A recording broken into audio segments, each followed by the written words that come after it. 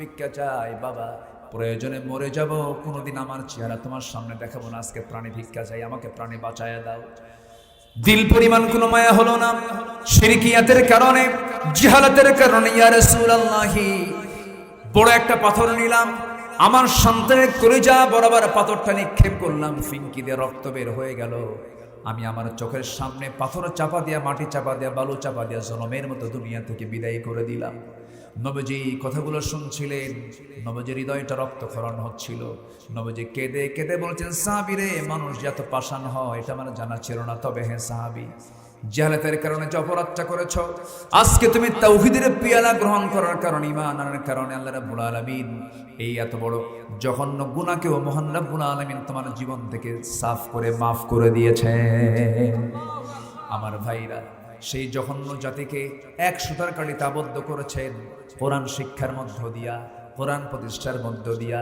এই দেশে ইসলামী শিক্ষার একটা বিপ্লব ঘটাতে হবে, ইসলামী তাহজিব তামাদ্দুনের একটা বিপ্লব ঘটাতে হবে, দ্বীনের একটা বিপ্লব ঘটাতে হবে। প্রত্যেকটা বাচ্চার সিনাই সিনাই কোরআন ঢুকায়া দিতে হবে, তাহলে দ্বীনের বিজয় সম্ভব। আজকে বুকটা ফেটে যায়, মাত্র 40 থেকে 35 লক্ষ মানুষ কোরআনটা সহি করে পড়তে পারে। 18 কোটি মুসলমানের মাত্র 40 লাখ মুসলমান কোরআনটা পড়তে পারে, আর বাকি জাতি কোরআন পড়তে পারে না। বলেন তো, এগুলো কি শিক্ষা মন্ত্রণালয়ের ব্যর্থতা না? আস্তে কোন করে ব্যর্থতা কিনা বলেন?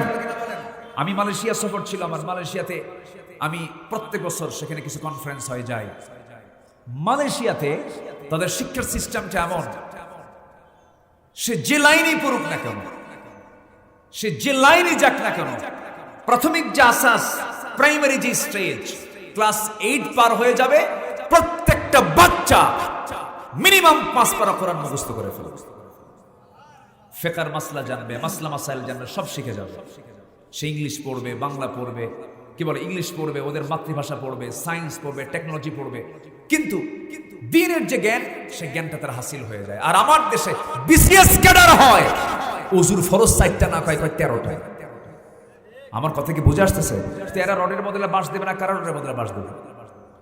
এই জন্য জাতিকে ভালো করার জন্য নৈতিকতার শিক্ষার কোনো বিকল্প নেই। তারই অংশ হিসাবে এই মাদ্রাসাগুলো গড়ে উঠেছে। যেহেতু সরকারি পদক্ষেপ ছিল না, আমরা দোয়া করি ধর্ম উপদেষ্টা যিনি এখনো আছেন, আমার খুবই কাছের মানুষ, খুব আস্থাভাজন, খুব ভালো মানুষ। গত 7-8 দিন আগে ওনার শ্বশুর বাড়ি সাতকানিয়া, লোহাগাড়া, চট্টগ্রাম আমার মাহফিল ছিল। ফানাফিল্লা আজাদ সাহেবের এলাকায় আমার মাহফিল ছিল। তো ওনারা পদক্ষেপ নিচ্ছেন, আগামী শিক্ষা হবে ইসলামী শিক্ষার আন্দোলন। জোরে বলি ইনশাআল্লাহ, আর জোরে বলি ইনশাআল্লাহ। ইসলামী শিক্ষার একটা বিপ্লব ঘটে যাবে ইনশাআল্লাহ। মাদ্রাসা ভাই চালু করেছে, আমারও একটা মাদ্রাসা, আমি ক্ষুদ্র, আমি আমার এই 16 বছর কোনো প্ল্যাটফর্মে দাঁড়াতে পারিনি। এই 16 বছর বিশেষ করে টুপিওয়ালা, দাড়িওয়ালা ইসলাম যারা মেনে চলার চেষ্টা করেছে, তারা কি আরামে ছিল না কষ্টে ছিল?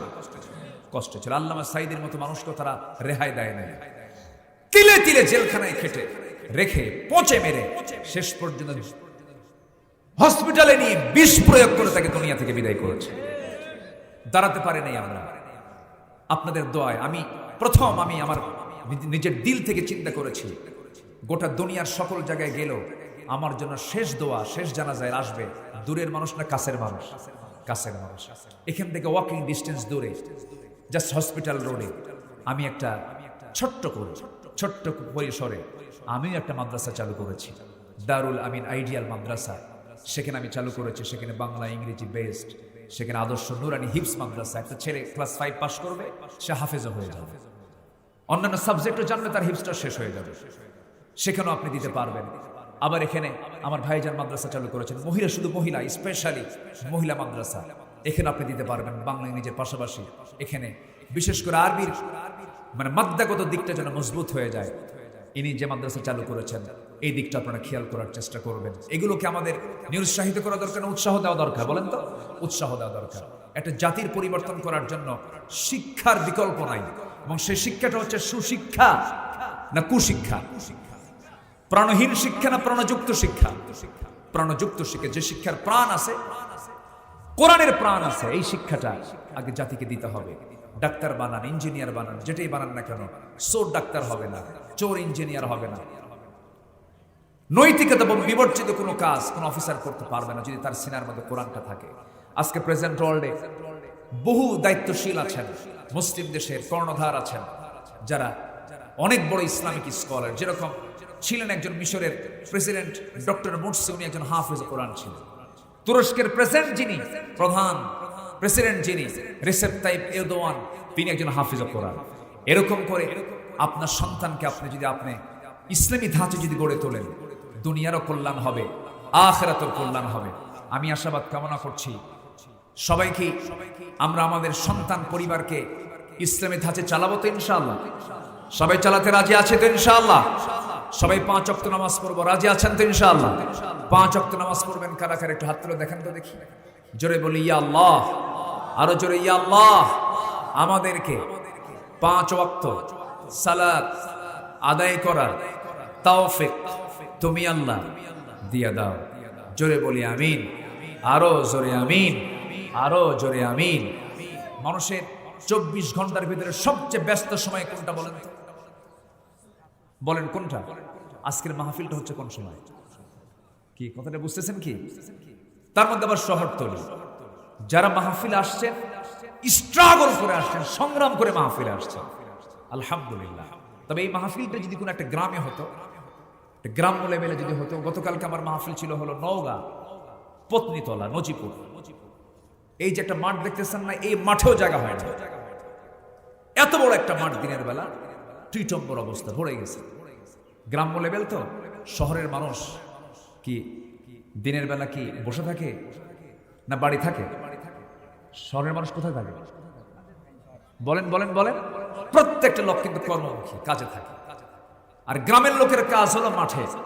মাঠের কাজ না থাকলে গ্রামের লোক কিন্তু গ্রামেই থেকে যায়। এই জন্য গ্রামে দিনের বেলা করলে লোকজন থাকে। আজকে আমি তো অবাক হয়ে যাচ্ছিলাম যে বেশ আয়োজন তারা করেছেন। লোকজন যতটুকু হয়েছে একদম খারাপও হয় নাই, যতটুকু হয়েছে এতটুকু লোক যদি আমরা ইসলামকে মেনে চলি, শেরপুরের বিপ্লব হয়ে যাবে। কি ঠিক কিনা বলেন? এক একটা যায়েদ বিন হারিস যদি হন, এক একটা আব্দুল্লাহ বিন রাওহা যদি হন, এক একটা আবু বকর যদি হন, ওমর যদি হন, ওসমান যদি হন, বিপ্লব হয়ে যাবে, বিপ্লব হয়ে যাবে। ইসলাম প্রতিষ্ঠিত হয়েছে, বিজয় হয়েছে 313 জন দিয়া। 300 কত? 313 জন দিয়া। 313 জন যদি 313 জনের মতো হয়, এটাই যথেষ্ট। হাজার হাজার মানুষ সব গাঁজা খায়, লাভ আছে? বলেন তো কোন লাভ আছে নাকি? লাভ নাই। আল্লাহ তুমি আমাদেরকে তোমার পছন্দের বান্দার কাতারে শামিল করো। জোরে বলি আল্লাহুম্মা আমিন। সাইয়েদনা ওমর ফারুকের নাম শুনছেন সবাই? কয় নম্বর খলিফা? বলেন কয় নম্বর খলিফা? 2 নম্বর খলিফা। বহুদিন আগে এক মাহফিলে বললাম, ওমর ফারুককে চিনেন কেউ? সামনে থেকে এক ছেলে দাঁড়া বলে, হ্যাঁ চিনি হুজুর। কে? আমাদের বাড়ির দোতলায় ভাড়া থাকে। ও ছোট মানুষ, যা বলছে রাইট বলছে, সমস্যা নাই। সাইয়েদনা ওমর ফারুক প্রায় দোয়া করতেন, আল্লাহ তুমি আমাকে অল্প সংখ্যক লোকের কাতারে নিও। কি বেশি সংখ্যক না অল্প সংখ্যক? এটার বুঝে নাই যে উনি এই দোয়াটা কেন করে। আল্লাহ তুমি আমাকে অল্প সংখ্যক লোকের কাতারে নিও মানে? প্রশ্ন করা হলো। তিনি বললেন, দেখো কোরআন কি তোমরা পড়ো না? ওয়ালাকিন্না আকসারান নাস লা ইয়ালামুন।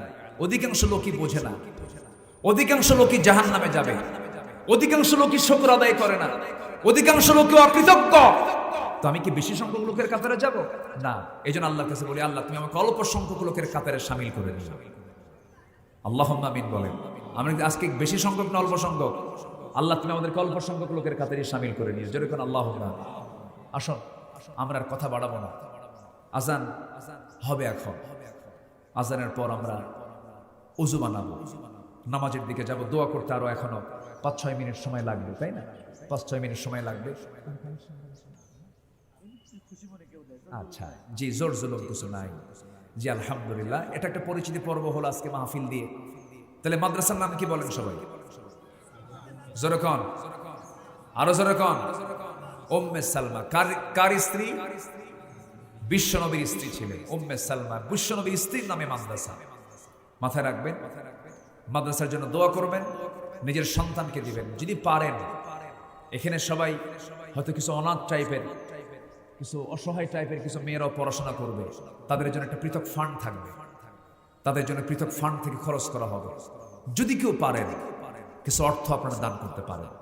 জোড়াজুড়ি নাই, কোনো প্রেশার নাই, একজন আচ্ছা প্রেশার নাই। তবে হ্যাঁ, যদি কেউ দিতে চান, এখানে যারা বসে আছেন কিছু আয়োজন করতে নিতে কিছু খরচও হয়ে গেছে, মাইকিং, লাইটিং, হাইটিং, পোস্টারিং, লিফলেট, গেট, ব্যানার বানাতে একটা আয়োজন করলে, বরং তো ন্যূনতম আয়োজন করলে কি খরচ হয় না ভাই?